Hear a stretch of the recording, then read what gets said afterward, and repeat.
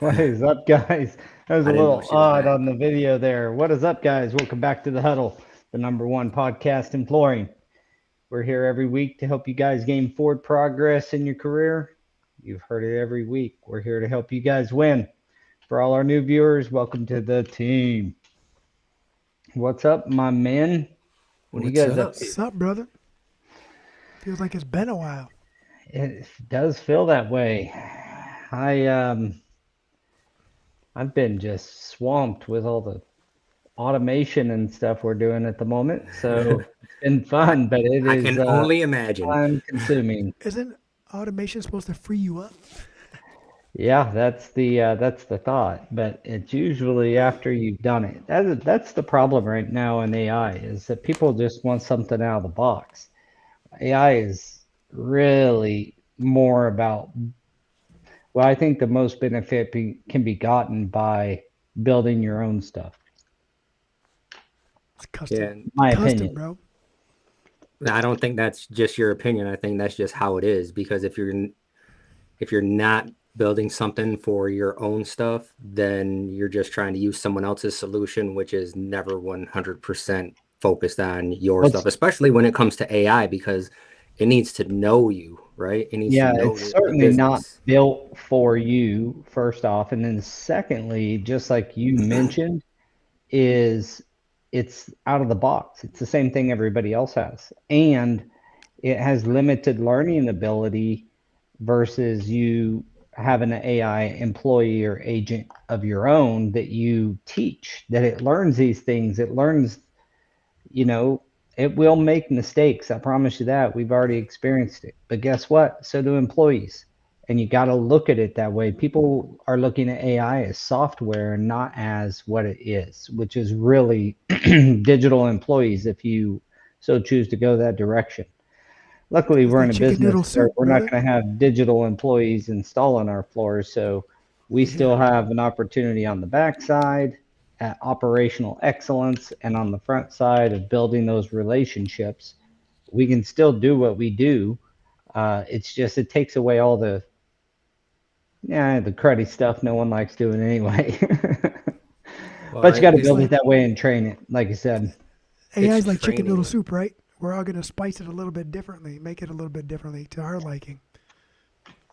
That's a good way to put it. Well, today I'm going to give everybody an upfront to please like and subscribe, interact with our videos and our content. We are on the cusp of doing some really cool stuff we hope to announce here in the next couple of weeks. And you guys and your participation made it possible. And we are hoping to bring you some really cool news here in the coming weeks. So stay tuned and, And like and subscribe to our stuff. and if you're going to be at coverings, Jorge and I will be there, so definitely come and say hi. We have never been to covering, so this is going to be our first time. So make sure you come over and show us Yeah, you around. Utah guys out there, go see the guys and maybe jump in on an interview. They You need a know, tour guide. Who's willing to yeah, help them out? yeah. Yeah, I wish I was. I wish I was going. I've been to coverings a few times. It's a great time, and it is really cool. It's just a different. It's still a show like Tice, but it is tile out, tile, and some more tile. And they split it up by, ceramic tiles of Italy, ceramic tiles of Spain, ceramic tiles of China, Yeah, I was and you looking at like the floor go look plan at and these. trying to see how they were having it set up, and it's like two separate areas too. So Yeah, it will be cool. So go see the I, guys out at coverings. We'll be out there, and as a huddle team, not all of us will be there, but go see Jorge and Daniel. Today's sponsors for our episode is the NAFCT, the number one training entity in resilient flooring and beyond, but certainly they know they're resilient over there. Look out and keep an eye out for the NAFCT I know we have and a their class upcoming coming up events. in May, in Georgia over there at Beaumont Flooring. So Sweet. that should be That's a coming up pretty beautiful soon. facility.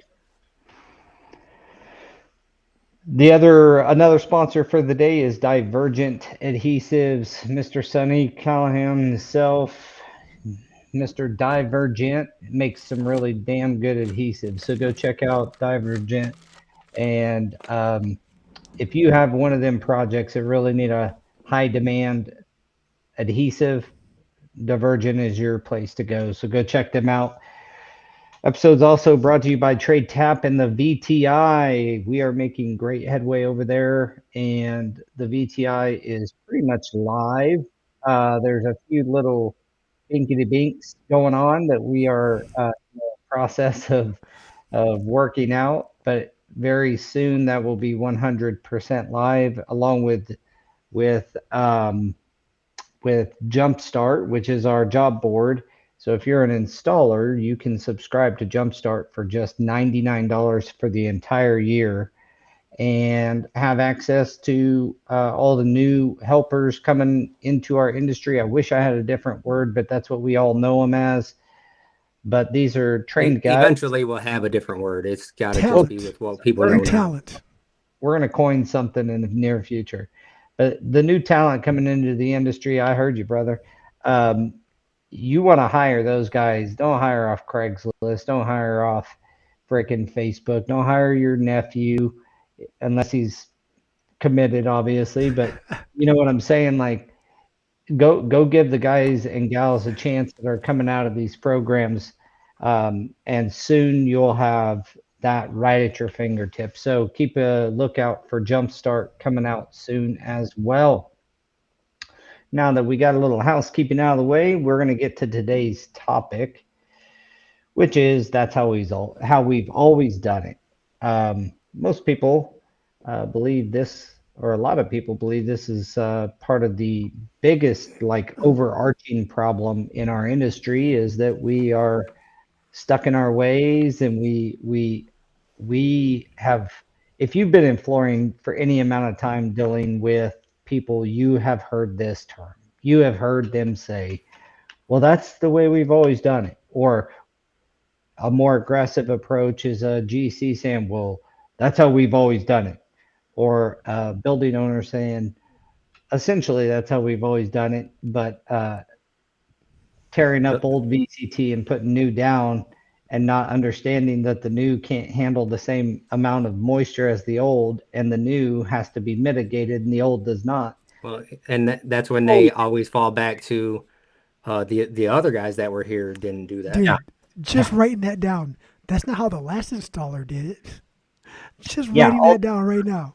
I can't, I'm going to get my VTI updated when we finalize everything. And I am literally going to use it to combat that kind of stuff. I'm going to be like, well, see if your other guy's a master. I hope I'm a master in something. I'm probably more like proficient. But, see if your other guy has the level of expertise to be giving Right. you the same advice or doing it the same way.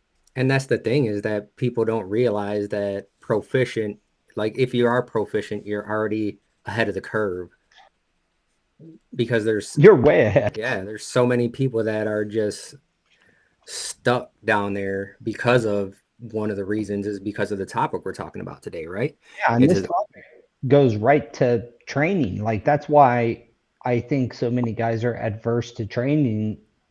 Is like, well, this is how we've always done it, or that's we. Why would we need it? You know, we already know what we're doing. No, you don't. You I don't don't. have any failures.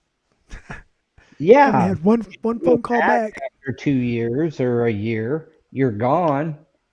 A lot of times an owner will get so fed up or somebody's so fed up with the problem, they just hire somebody else. They don't even call you back. Yeah. And Yeah. I know that we've all experienced, and I've said it, you guys have said it 100 times on the podcast, that when somebody goes and gets training, 99%, well, 100% of the time from my perspective is we learned so much, or I learned so much from that thing. I didn't even think about it. It's usually when you go on a whim and they're like, whoa, holy crap, there's actually stuff in there that I'm not doing or steps I'm not taking. So yeah, this topic I think flows to a lot of things. I was talking, to one of the CEOs of one of the organizations earlier, and he said that a lot of people are like, this goes on with what we started out talking about, which was AI. And he asked me if I would do a webinar about it. And I said, well, I already did one. You can go watch me. But no, I said, sure, I'll do another webinar. He said, there's a lot of people doing, using Chat GPT and such, but a lot of people that are even still in our industry fearful of that. And I'm like, well, this is not the story we were telling a few years back that, hey, it's coming, it's coming. It is here. I'm using it. And it does things that I don't have to do anymore. More that I don't have to do anymore. So the attitude, I bring that back up only because it's that attitude, this thought that that's how I've always done it. I'm actually kind of excited about AI because it's going to force people to think outside that. You can't maintain that thought process. It's like a paradigm shift. It's going to have to it's be, or you're going out of business. I mean, if you think back, I'll right? buy. I'll be buying your business. We've Or talked about it before when when we were first starting, or when Jose was first starting his first business, right? And it's like you're using a recycled spreadsheet that doesn't have any formulas, and it's like if you're not utilizing the technology that's out, you're already falling behind. And that I don't mean just like technology as electronics. I mean, it's technology in the flooring that is going down, right? It's technology in the adhesives, it's technology in the prep. That's all it is different types of technology, and you have to utilize everything, um, all the new stuff in order to progress. Well, a lot of what you're saying too about the technology, and even to tie it back into the topic, is people are so afraid of change that it's easier to revert back to that. This is how I've always done it. This is how I was taught 20 years ago by the guy who was the best around 20 years ago. This is I learned this because of the other installers weren't up to par, so I learned how to do it differently, and then they just stick with it because it works at that time. I think that the progression of AI and our industry as a whole is. I'm back. Oh, did you freeze, brother? I thought I you were was just really gone for listening intently. I thought I you were was just like, man, gone this is really interesting. I was gone for a hot minute. But and where did I leave off? But the progression of AI going on right now, like you said, Daniel, 4 years ago, or we were talking about it coming. Get prepared. You're right. It's here. It's here. But change is here too, and the the the idea of having someone tell everyone this is how I've always done it. Guess what? That is no longer valid I don't because think it's we going to are be an option. we are not doing it the same way we've always done it at all. Like nobody is, and Some people the, are. well, some people are so the hands on right, and the hands-on applications, yes, but they think they're doing it the same way they've always done it, except for the technology and the items that they're using has changed substantially from 20 years ago, 10 years Right. ago, 5 years ago. So they're not doing it the same way. They just think they're doing it the same way. They're going through the same motions, the same process. Um, is that your Well, I frozen like face? what you said earlier. Couple shout outs real quick because Kevin says Happy St. Patrick's Day and Brian says what's up. What's What's up, up? gentlemen? What's up, fellas? Um, I like what you said earlier that, the right when I rejoined, it sounded like you guys were kind of on that process, or at least talking about that. Daniel was saying 4 years ago it's coming and now it's here. It literally is. And I don't think, like what I said earlier, I don't think that it's something you can ignore or say this is the way I've always done it, because I think this is really something that will leave you behind. Like you will just be left behind. Not in the old sense of the word, but more so comparable to companies that didn't want to use computers in the early days and went out of business when their competitors adopted computers earlier. Like that type of thing, but maybe even bigger than that. So we'll see. But the whole attitude of doing it the way you've always done it, that whole system of things is going downhill. Um, I couldn't be happier about the timing for the VTI and trade tap and all of that, because it's happening at a time when the way you present yourself, the way you do business is going to change. Whether you're an installer or you're a flooring contractor that provides materials and labor, like you're going to have to adjust and get fast. Yeah, So at, at I least got take to the jump time off to. here a little bit early. Just a note to everybody. So keep up with the good comments and keep these guys on their toes once I leave.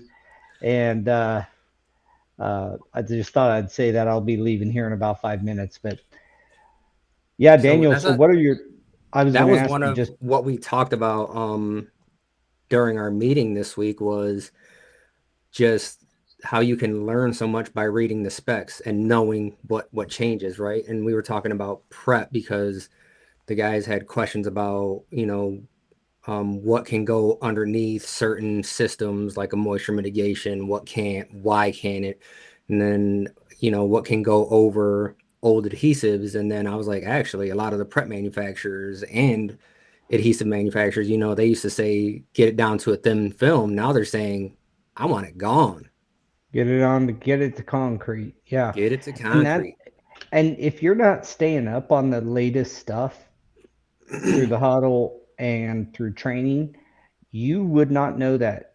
And a failure is still going to be on you. Like I'll tell you a quick story. I love telling stories. Um, I had a guy that used to work for me. He was an old installer and is just used to doing things the way he's used to doing them. And he did a bit. It was a pretty big job for us. It was a carpet tile. I say pretty big job. It was about 4,000 yards or so of carpet tile.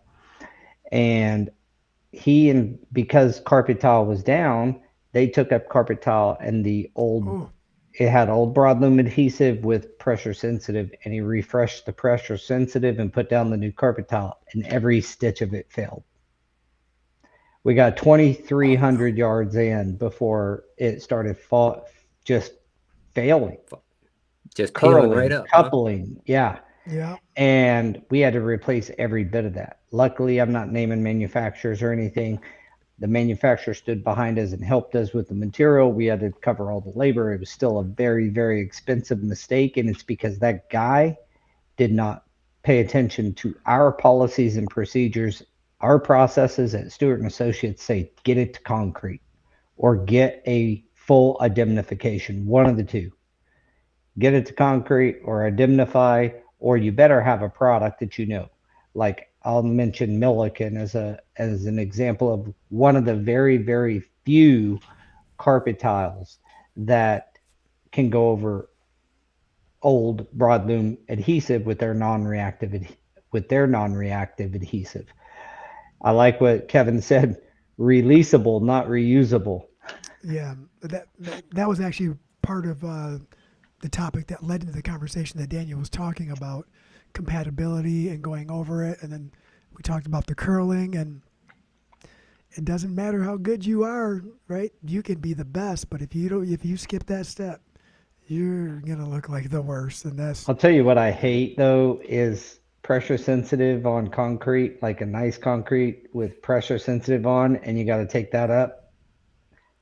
That is the worst That adhesive demo there is. we spoil people. We use notches. We don't like roll it or anything. So it's way easier to get up if you do that. well, it's harder to Yeah, take up the carpet, but it's easier to Right. remove the system. the Yeah, adhesive, yeah.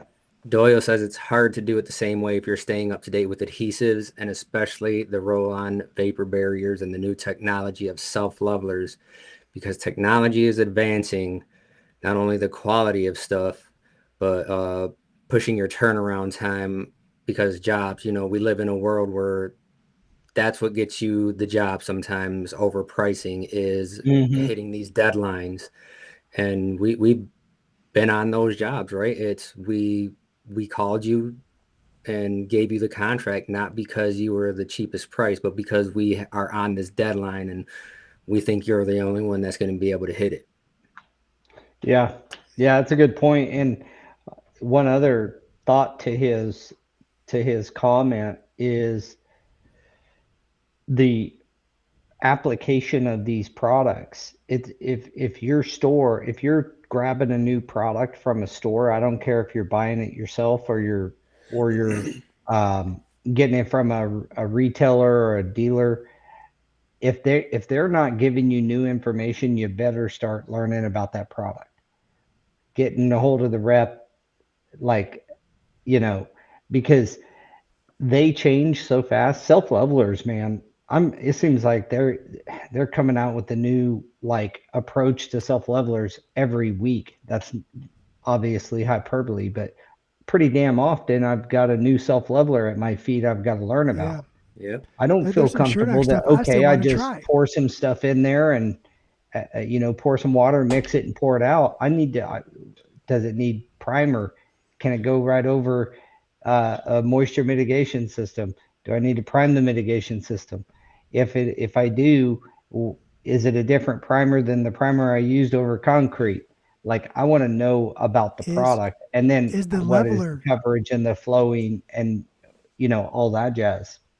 is the leveler a mitigation system itself, right? Like There is some of those now, which is pretty cool. that is If pretty it sweet. works, that is pretty dang sweet. I I know some of the nerds that have been working on it for a few years, and they were finally they were just like the release valve. Hey, Dude, you guess what want to hit the talk about market? that goes right into Doyle's comment about getting it done faster. You can knock off 2 days off of a job pretty easily if you ain't mitigating and you're just tossing down and you got a self level anyway. Like do them both. You can add 3 days if you don't read the process the right way. Yeah. Chicken beaks and claws. That sounds like my baloney. Has That a sounds first like name. tamales. Delicious. All right. Well, I'm going to jump off here, guys. I got to get to another meeting at 3 o'clock, 3:30 today. Sorry. And yeah, just keep liking and subscribing to our stuff. We're going to have some new information coming out soon. Stay in touch. Love you guys. Really appreciate your comments and your Be commitment to the safe. huddle. Look, speaking of reps, got Jared calling right now. I'm gonna have to call him back. Tell him. All right, fellas. We'll talk to you guys later. All All right, right. brother. Take it easy. See ya. Bye, guys. So he's talking about I like Doyle's whole thing about the vapor barriers and all that too. Like, he's right. If and we're experiencing that right now internally, where it doesn't matter how much information we can give out. Still trying to do it the way they did it years ago, it doesn't really work anymore. Right. And And go ahead. Doyle says you can't even wait on sales reps to educate you because they're not trained. They're you No, know you they're can't. there to sell. They're not there to train you. But that's why you get reps calling, right? You got to Well, educate yourself, push the freaking door open and ask questions. And a lot of the times, if you have good relationships like we do with, some of these reps, they'll end up calling you, hey, we got this new product. I want to get it in your hands. I want to see what you yeah, think about it. What do you like? What don't you like? What sometimes what can we change about it, right? And yeah, those are the types of things that you need. That way you're not, because it does suck coming out of pocket to test stuff, but at the same time, I don't know, man. I'm that technology guy. I'm always testing out the new yeah. technology. Well, the same thing with tools. Everything's a tool, right? Whether it's in your hands or on the computer or on the floor, you got to use it. Everything's created in the system, but because we understand from personal experience that you can't be afraid of change because we're not doing it the same way we did it years ago. We have that open door that for the tools, the materials, the adhesives, anything that's coming out that could potentially, I don't even want to say make us or help make us more money, right? But help the installation be a success sooner for the client.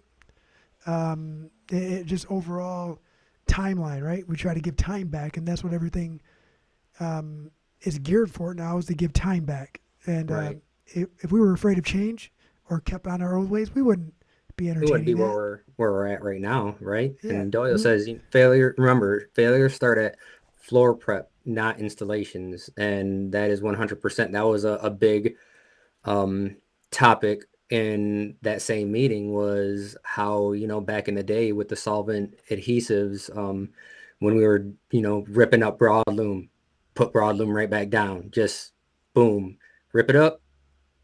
And I remember back in the day when I first started, it was like, man, we're not even going to clean this up. And they're like, we're just gluing over this. thought that that's the way we're supposed to do it, right? Until we learned a couple lessons, but And then I'm not we gonna lie, stopped. some of those jobs that we revisit now, not our jobs, but just in general, it's nice though that happened, because it makes the removal of that adhesive a lot easier, because the one underneath is really crystallized, so it comes off a lot better.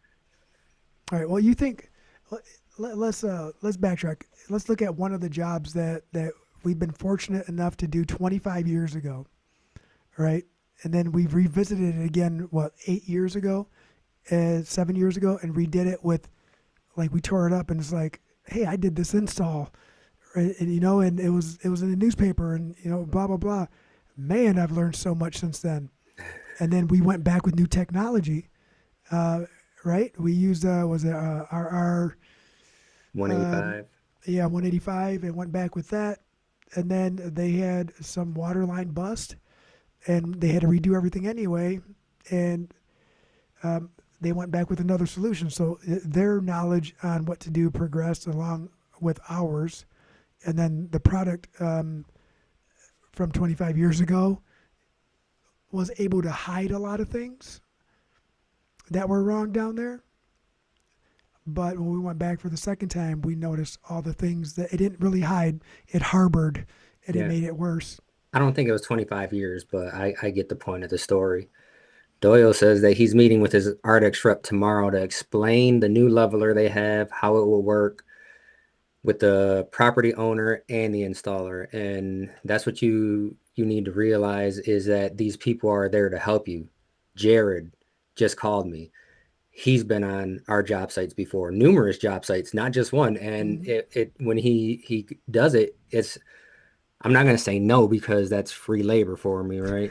But at the same time, he's like, no, I just want to come out and help you guys out, make sure that things are good. And then when he's there, it's asking questions. It's, hey, we just primed this. What do you think? And then he gives you, some tips. Well, if you test it like this to see if it's how much it's still sucking up, and then if it's sucking up too much moisture, that means it's not primed enough. So you're just going to have to go over it a little bit more. So just making sure that you're covered, um, get a little bit of free labor out of it. I mean, even our distributor, one of the top guys at the local distributor was working nights with you guys at Holland Hospital. I Mm. mean, this was what, 10 years ago? As a matter of fact, it was when we first met Jared. So, I mean, And Daniel, it was 25 years ago, dude. 2000.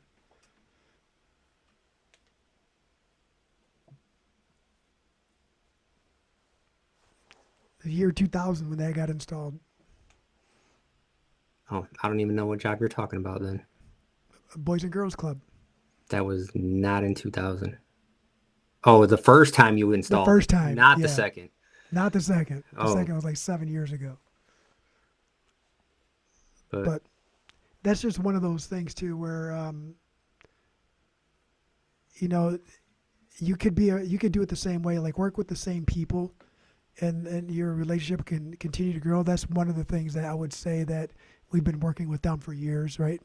But the reason they still work with us, even though on the labor side years ago we were working for people, is a familiar face, a safe face, but the things that we're learning together, and we're sharing information and the education part, and educating them on what's changed since the last time.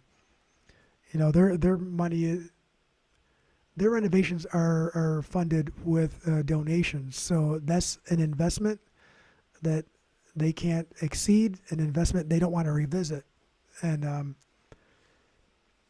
they're willing to make sure that is done right. And they can do all their own research. They got some smart people there too. Like, they can do all their own research and check whatever we're talking about.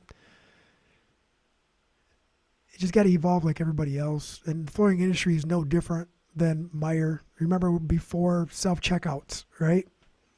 That was a and change. and that's the thing, right? This new technology comes out and people either hate it or love it, right? And then it's it's there to stay. So it becomes part of the norm, right? And now there's all these self-checkout lines and people are taking full carts through there. And I'm going to whoever is working because I'm not trying to do that much work. I'm gonna put my stuff on there. You guys can check me out, bag my stuff up because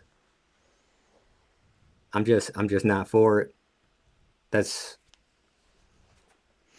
it's just not me.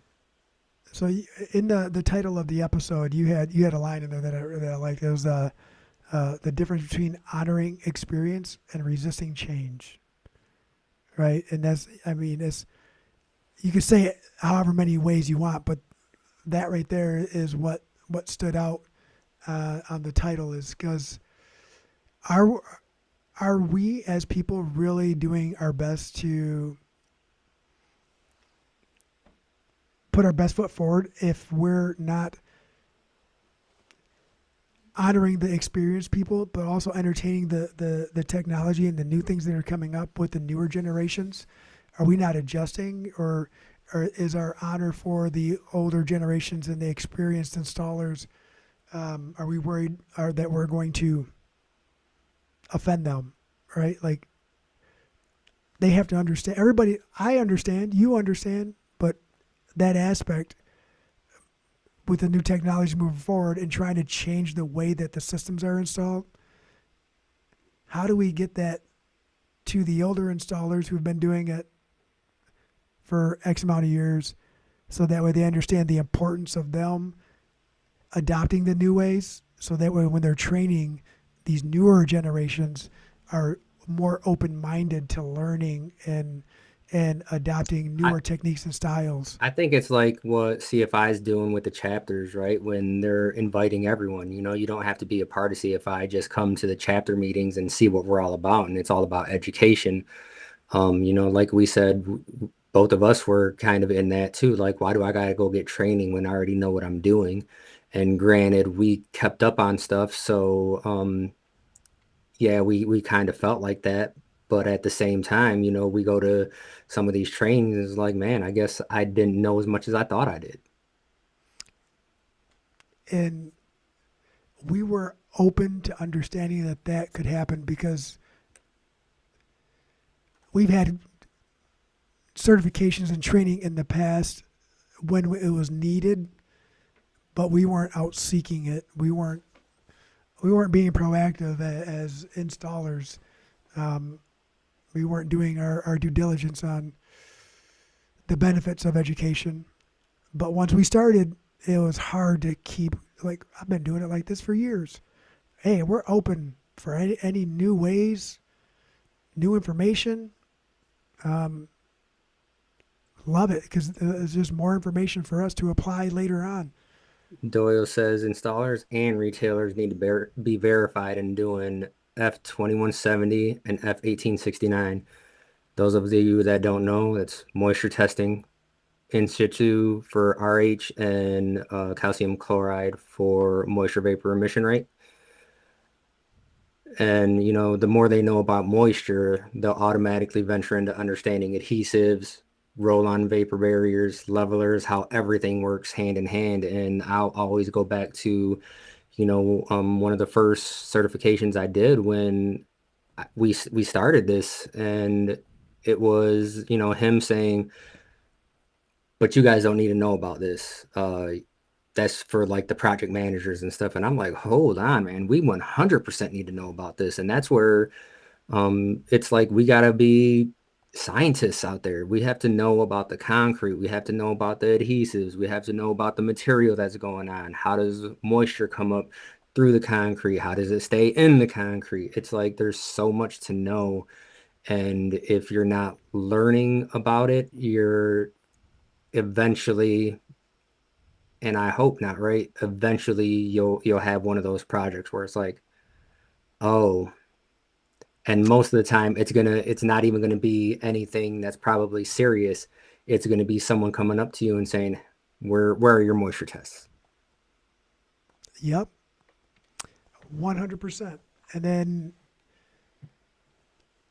as an installer, labor only, working for other companies, you're going to have to shrug your shoulders and say, I don't know. They're supposed to do it right. That's the wrong And answer. and that's And no, I mean it is, but it isn't at the same time, right? Because as an installer, it shouldn't fall on the installer, right?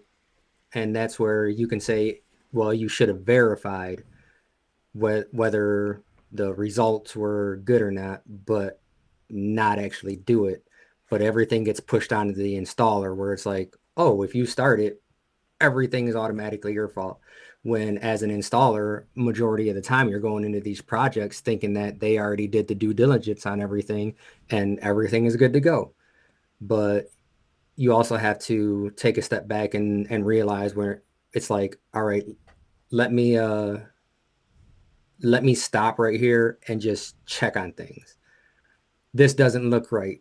And baby sister was really proud one time when she was putting pictures on there and making some calls, and she's like, does this look like a moisture issue? And I said 100% that's an issue. She was like, yeah, that's what I thought. Like, it's knowing that you see it over and over again throughout the years, and it's just now you can actually look at something and say, all right, I'm going to make a stop here because I think there's something going on. What do we need to do in order to make this right? right, it's crazy you say that about seeing it over the years, where you can walk into a project and see a couple things that might be isolated and out of the ordinary, but then you're like, hey, there's something wrong here, right? Like, there's something wrong here, and that's when you do have to take those steps, make a phone call, ask a question. Installers, ask that. Do you guys happen to have the results of the moisture tests? Could you guys provide them for me? It's like that's just a simple question, and don't feel like you're attacking anybody because it's not an attack. Because hey, you don't know if you don't have a copy of the master contract, you don't know whose responsibility it was in the first place. So Yeah. Doyle says, talking about technology, wait until they create a way to X-ray or do CT scan of a slab. And the they crazy do thing is I've sonar, bro. seen it done. I've Yep. seen them mark out on the floors, this is electrical, this is plumbing, this is low voltage, and they know, and they're like following these things all the way around. So that way, and one of them was they were only looking for that stuff, and they ended up finding tension rods, tension cables running all the way through the concrete. So if they would have cut anything, bust one Oh, of those tension rods, it would have been game over for that place. was it a multi-level building that was It to was, prevent yeah, sway? yep, it was. I don't even know how many stories it had, but yeah. Man, that's crazy. So, That's one day they'll make it easily accessible so that way we could use it in right. our That application. I think that's we'll get into that in a second. So Rollins says as an installer, you might not do it, but you need to understand how it should be done and that it was done. And that is 100% correct. That's the reason why we went and did NFIC, right? It's like I've never touched this stuff. I may never touch this stuff again, but if I'm in that position to where I can install it or someone wants it, at least I have that knowledge to be like, okay, yes, we can tackle this and we have the manpower to do so. Sometimes it's not even the manpower, it's just the brain, right? We have the Yep. knowledge. So we will be able to figure it out. But And not only that too, it's adding to the. I've always done it this way. Is we've seen sales staff always do it in a way that doesn't complement the installers. So even if we have hand skills, but even if we don't have that knowledge base, we go learn to make us better at what we're doing right now too.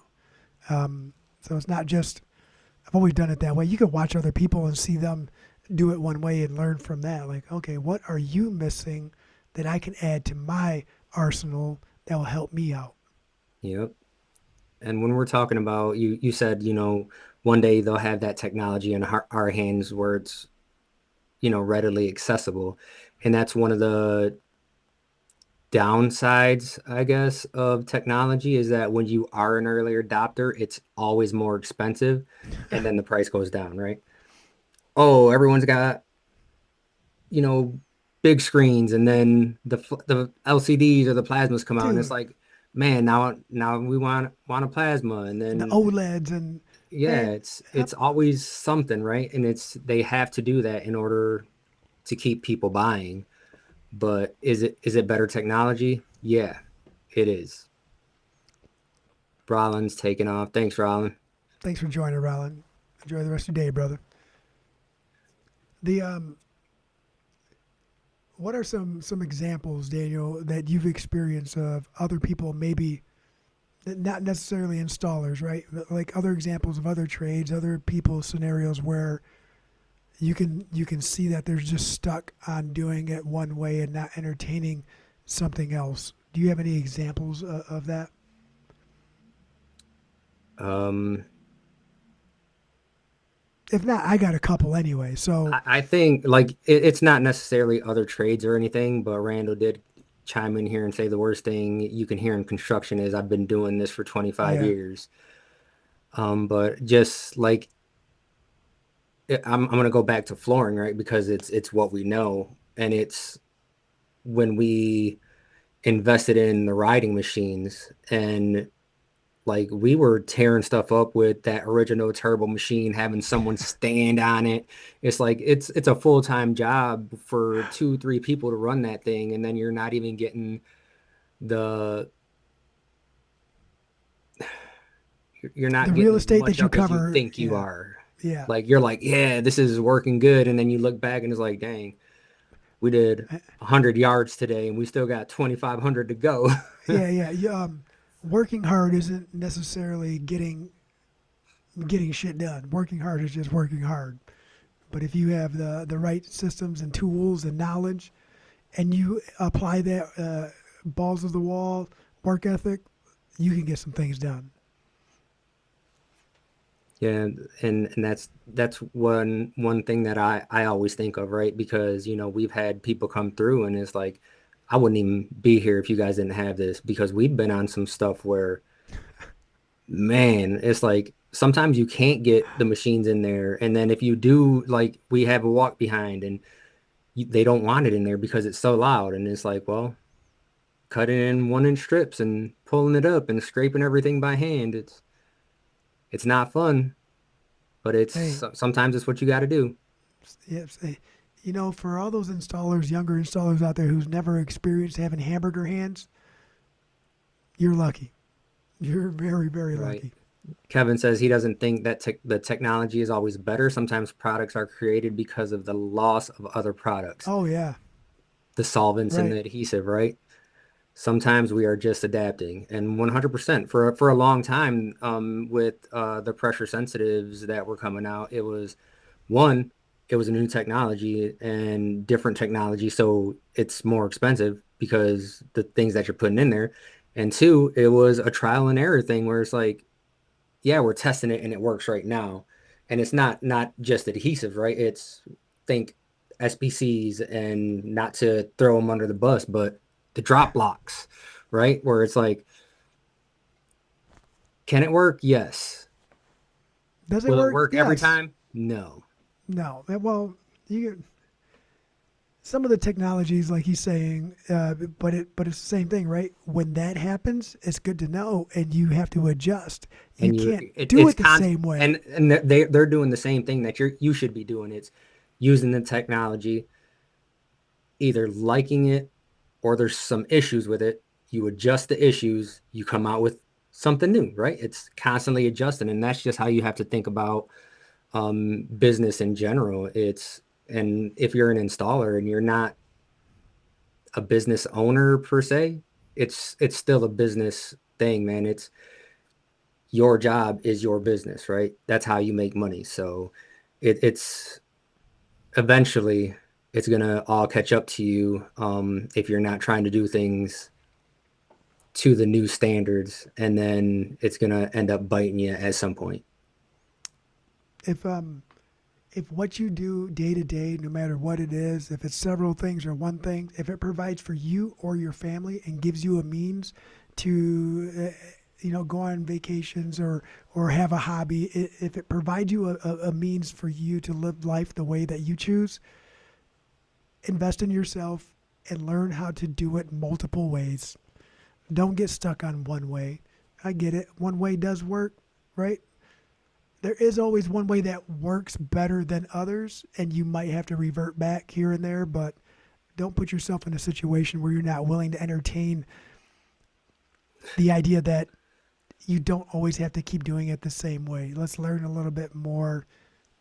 Teach someone another technique that you learned that don't work for you, because it didn't work for you. It might work for them. Who knows? Left-handed, right-handed, you know, same outcome, two different hands. Doyle says, talking about pressure sensitive glue and LVT, which is better, wet set, semi-wet, or dry? Because this crap is still unstable and will shrink. And that's the thing, man. There's so much variation in the products, and when you look at dimensional stability, the numbers are a little crazy that something can be stable and still grow and shrink that much. But it's just the world we live in. Everything is going to grow. Everything is going to shrink. It doesn't matter what. Like when over the winter, right? It got super dry. We're running the heater all the time. Um, my humidifier on my furnace went out. They were supposed to fix it. Apparently, they didn't have the part or something. Never called me back. That's besides the point. But my garage door, it was like, before it was tight, and then it got super dry in there, and it was like barely latching, and then it rained for a couple days, right? And now it's back to normal, but now it's drying up again, so it's slowly creeping back. And that's the thing. It's like you can, as much as you want to blame it on the materials, which I mean, every manufacturer has their struggles, right? It's not perfect all the time, but it's not just the materials, it's just the nature of the of world. nature. Yeah. But to Yep. answer your question, it's we have been semi-wet setting for a while, and um, a big part of that was due to going back to jobs and thinking, "Oh, we did such a great job," and then you go back and it's like, You're man. like, what the hell? Like, what happened? Like, And what? then and not only, jobs that we did, but then you start having an understanding of, oh, that's why you go to the grocery store and you can see every single seam in the VCT, because that's what's happening, right? Those plasticizers are Precisely. migrating Yep. off, and I blame dimensional stability, but there's more factors to just that one thing that could be going on. You know what? It's just everything's trying to die is what it is, right? And some things are just a little bit slower than others. If it's losing its fullness because of time, so be it. I mean, we don't know what to do. All we can do is continue to learn and continue to be open minded and learning other processes and not doing it the same way that we did it yesterday. I mean, pretty soon it's going to seem like it, but it's going to be like, man, we were just installing it like this a year ago, and now we have to do this. And we can take this back to and remember when we first got the Mozart and you were like, this is trash. And then come to find out you just weren't using it right, right? So Yeah, and now it's like one of the dude, best tools in the pouch when got you're doing custom heat leather welding. holders for them, like treating them like royalty on your belt. So What you Doyle got there? does say if you don't do dry set, then you're defeating the purpose of being able to do simple repairs, and they sell that option. And that's the thing is I would rather have a job um, produce and not have any defects long term and spend a little more time if I have to do a repair than to go in there, dry set it, and have things not looking right because a simple repair isn't worth it for me. I'm trying to make sure that these things are lasting long term. Yeah, and unfortunately, long term means permanent, right? That's Yeah. And if that's the thing. It's you just have to look at it and know if I take this up, it's probably going to take this patch up with it. And then that it does in most cases because you're pulling so hard, right? But then, that adhesive will heat make it better. Is it gonna peel off easier if I heat? Then I can start peeling and then scrape the adhesive off. So it's just coming up with different ways that you can do it, but still have the produce the good product that you want to produce. look at Jorge. Jorge says, "Are you using the tool, or is the tool using you?" That's what she said. um,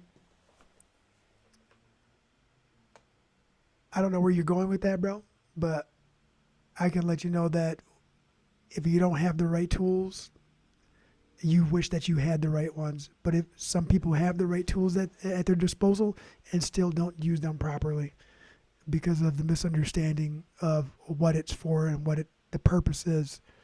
Um, lasers.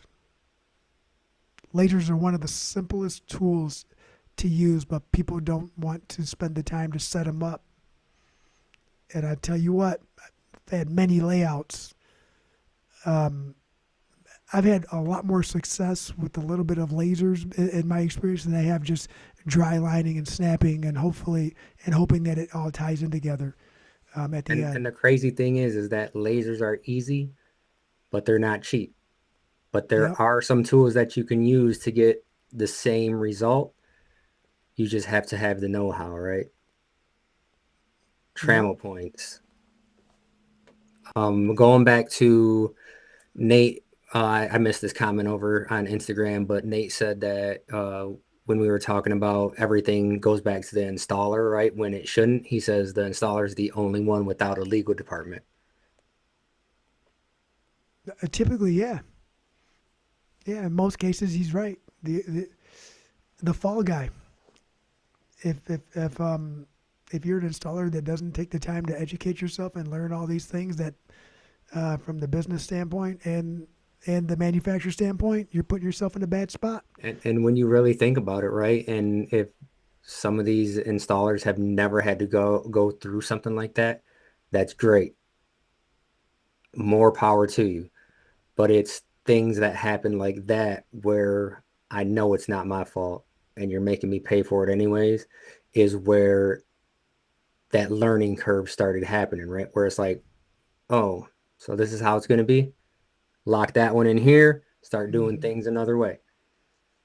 And like I said, it got to the point where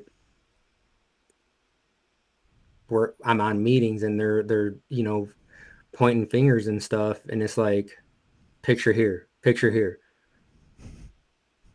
It's like I got all the documents saying that what you guys are saying, it can't be my fault. Hey, you get burned, you got to learn. It's almost about that time, D. It is. We want to thank everyone for joining today. Thanks for all the comments. Again, like, subscribe, so that way, we can keep on pushing this out. And if you want to join in on the podcast, like we were just talking about Jorge the other day, about we need to have that guy on more often, not just on the Spanish episodes, because that dude I is a know, wealth of dude. knowledge too. And he's a good talker. He knows what he's talking about. He's just got to grow He's his hair prettier back than out. everybody else, so And he's older than me, but looks younger than me. That's crazy. But we definitely appreciate you guys. We wouldn't be here without you. So spread the word and let everyone know. And we Yep. hope to see you guys over at Coverings. Like I said, Jorge and I will be there. Melinda, Jorge volunteered her to be our tour guide. But voluntold. she actually is going to be a tour guide. I forgot about that. She's doing a tour for I think she was doing it in Spanish. But yeah, we're gonna be walking around with her to kind of see what's going on, and we'll probably be going live to show you guys the Legoland and show you why you should be attending stuff like this. So shout out to Coverings and the NTCA for asking us to come out, and we definitely appreciate that. And Make we're the gonna most of go the check it out and see opportunities. what it's all about.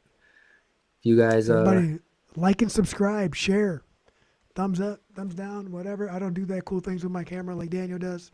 Ha ha. Dang. So we'll see you guys next week. Thank you, everyone.